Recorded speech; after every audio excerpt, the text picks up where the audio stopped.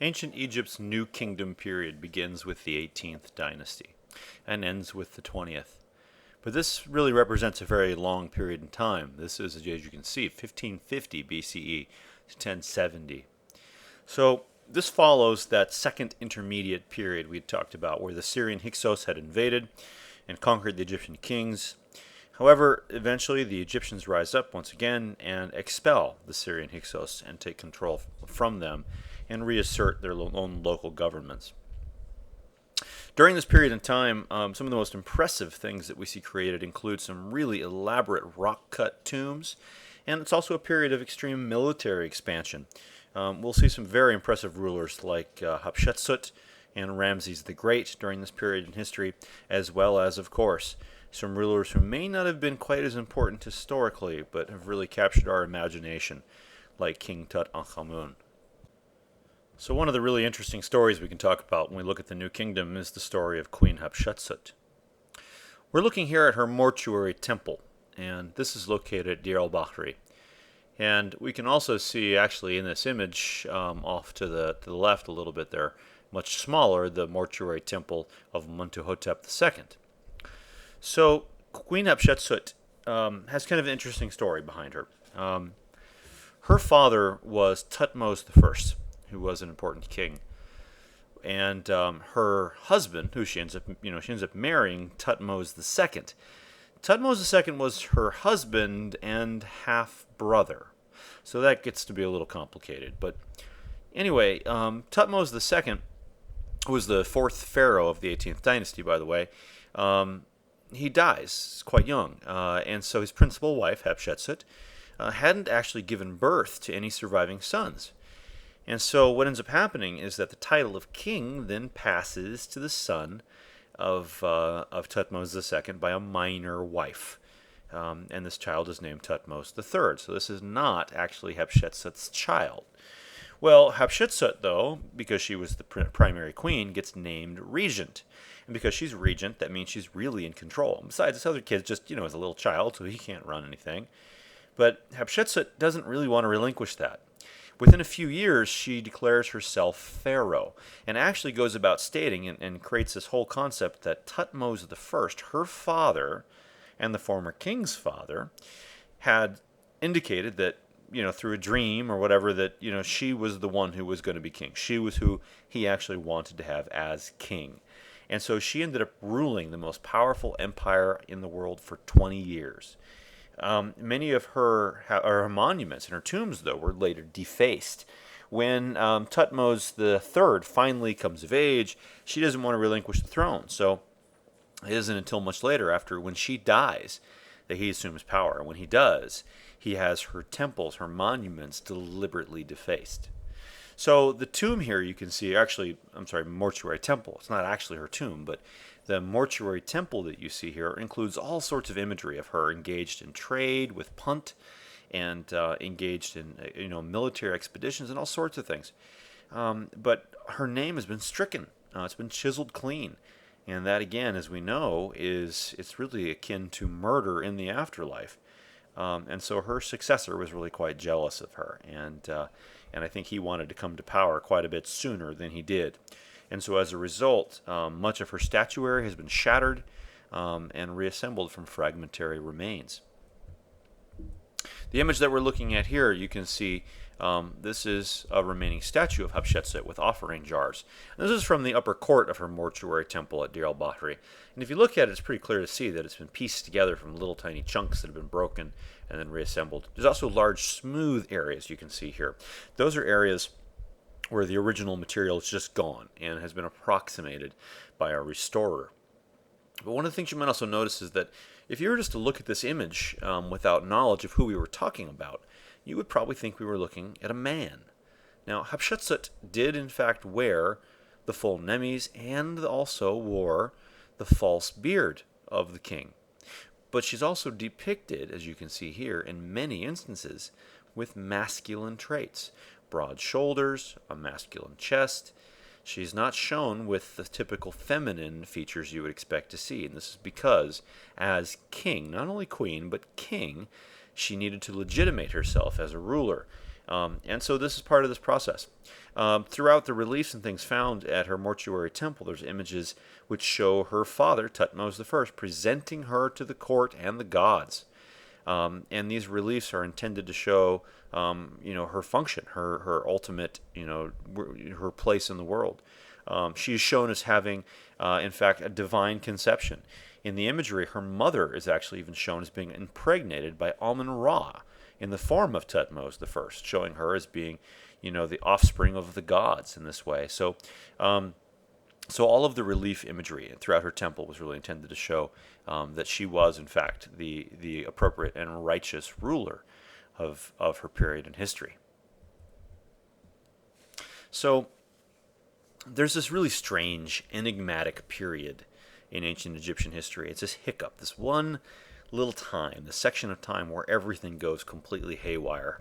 And we call this the Amarna period. Now this really all boils down to one guy, and his name was Amenhotep IV. So we don't know exactly what really happened here and why it happened.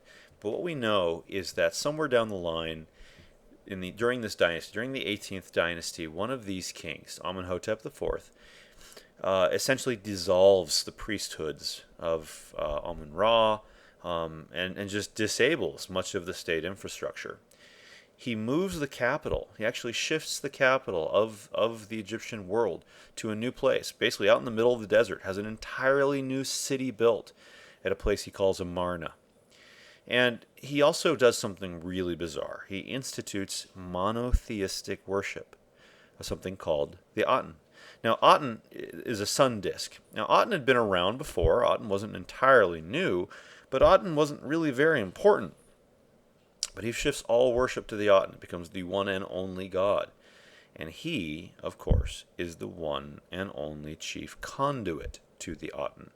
Now, some people theorize that his rationale for doing this is really quite brilliant, because the priests of Amun-Ra were getting incredibly wealthy and incredibly powerful, to the point where, the pharaoh couldn't do anything. King couldn't do anything without the approval of the priests of Amun-Ra. And so by eliminating any and all of their religious, rationalization, by removing their existence in that respect, he was able to consolidate power. Amenhotep IV changed his name as well. He becomes known as Akhenaten, which means in service of the Aten. And his reign was relatively short. He reigned from 1353 to 1335. And he's one of these kind of enigmatic guys because we've never actually found his corpse. We don't really know where his tomb was, and we don't know, where his mummy is located currently or what his burial was like. And that's unfortunate. We'd really like to find that one, because there are some really interesting questions that could be answered if we could find Akhenaten. This image here may give you some of an idea of why it would be so interesting to locate his remains. If you look at the statue of Akhenaten, one of the things you're going to note is that his features are represented in a very unusual way. If you look at his hips, his belly, his chest, his arms, he actually looks quite feminine. He has a swollen, distended belly, almost as if he's pregnant. He has breasts. He has very slender arms, rather than the masculine and muscular arms we've seen in earlier kings. And so he has these very odd features. And we don't really know if this is because he was, in fact, physically deformed, and there is certainly a possibility that that could be the case, or if this is a deliberate set of new stylistic conventions. Now, a little bit on the first possibility there. We've already talked a little bit about the fact that the Egyptian family tree often only had one branch. When we talk about the fact that Tutmos has a daughter and a brother, and a daughter and a son rather, and those two end up getting married, I mean, that should be a red flag there in terms of genealogy. And it's quite possible that we really see some serious consequences of that kind of inbreeding occur in terms of genetic disabilities and abnormalities. It's quite likely, quite theorized, that this particular part of the family, in fact, suffered from some rare forms of epilepsy, which may have left them with some serious problems. This guy here, Akhenaten, some people have theorized may have suffered from Froelich syndrome. So there's a variety of different possibilities which may explain possible physical changes in their figure and the way that they are represented. Now, it was also quite common, though, that even if someone wasn't particularly muscular and physically fit, as a king they were represented in a perfect and idealized way. But there's some, beliefs that Akhenaten, in fact, told his court artists, show me how I am.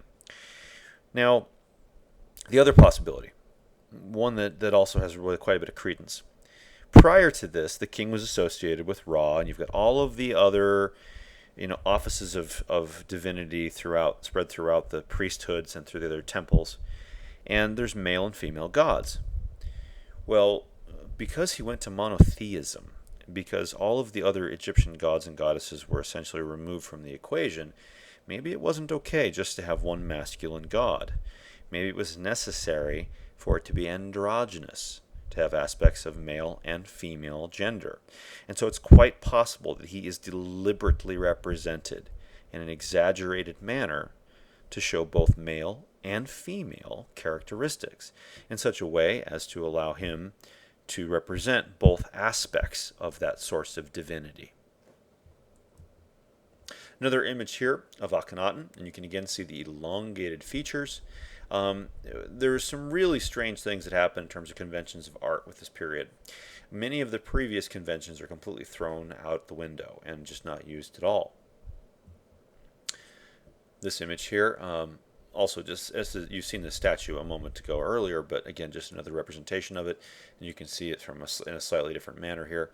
And you can see the elongated neck. You can see, again, the very feminine features when we look at the hips and at the waist. This image here is a side view profile, and by the way, this one was probably on the exterior of a building. You might be wondering how we know that. Well, Egyptian relief tends to take one of two formats. It's either subtractive relief where it extends out from the surface, or it is a relief that is carved down into the surface. And so these are differentiated with terminology as negative and positive relief. So positive relief is what we tend to see more commonly. That's where you see the background is carved down and things stick out. Now, negative relief is done in the opposite, like you see here. Negative relief may have been much more advantageous to the Egyptians on the outside of buildings because of the bright light and the way that this worked. Doing a negative relief rendered the figures much more easy to see than a positive relief would, just because of the way the shadows work. And so that's quite likely then that this piece was in fact on the exterior of a building. This particular relief here that we see again though shows this elongated neck, these distorted features, and these may be an attempt to deliberately abandon the conventions of the Old Middle Kingdom, or they may be an attempt at realism to depict someone who was really significantly deformed due to genetic mutations from inbreeding. We don't really know for certain. This fragment actually comes from Amarna itself. The city of Amarna, this was again the capital of Akhenaten during his reign, but the capital was destroyed. After his reign ended, Egypt reverts right back to the old ways. His concepts and his blasphemy, if you will, according to their beliefs, is thrown completely out, and Amarna is leveled to the ground. And much of the reliefs, much of the objects that we find from the Amarna period have been found as rubble fill inside of the pylons that were constructed at places, other tombs and temples and that sort of thing, in later periods by other kings. So he was used as building material, but these fragmentary pieces like this are often really quite informative and tell us a lot about the style and about the shift in conventions during the Amarna period. So, ironically, given the apparent appearance of Akhenaten, he was married to Nefertiti, who some records record, indicate as being one of the most beautiful women to ever live. And this is a painted limestone bust of his queen, Nefertiti. In fact, her name even means the beautiful one is here. And it's an exquisite carving. You can see it's absolutely beautiful in terms of its sensitivity and delicacy. And whereas this sense of elongated features and neck and it appears ghastly and grotesque when we look at Akhenaten, here they just serve to accentuate her beauty. This was actually found in the workshop of Tutmos, and by the way, no relation to the king. Tutmos, in this case, was the name of the sculptor who was working on this in his workshop. And it was not finished. It was almost certainly made by the hand of the master, but it still is missing some parts. The left eyeball was never inserted, but other than that, it was essentially complete. Another view here of Nefertiti from Tel El Amarna. So not quite as attractive as Nefertiti. This here is Queen Ty. And Queen Ty was in fact the mother of Akhenaten. This is a much smaller image, it's only 3¾ of an inch high, but it's created with wood, gold, silver, alabaster, and lapis lazuli. So another final image here from the Amarna period. This is Akhenaten, Nefertiti, and their 3 daughters from Tel El Amarna. Another one of these reliefs that was torn down and then found. But here we have a representation of the Aten. You can see him above there, the sun disk. And if you look carefully, the rays of the sun are pouring out, and at the end of each of those little rays is a tiny hand, and each of those hands holds an ankh, the symbol of life. Now, the other thing that's really important here to note is that the king and queen are shown in these very relaxed, naturalistic postures here, engaging with their children. You can see the children kind of playing in their laps and engaged with the family. This is the type of imagery you would never see during the height of the Middle Kingdom or the Old Kingdom, or even later during the New Kingdom as it continues. But this is a really strong sense of relaxed formality. And so that's really incredibly unusual and one of the tremendously important hallmarks of the Amarna.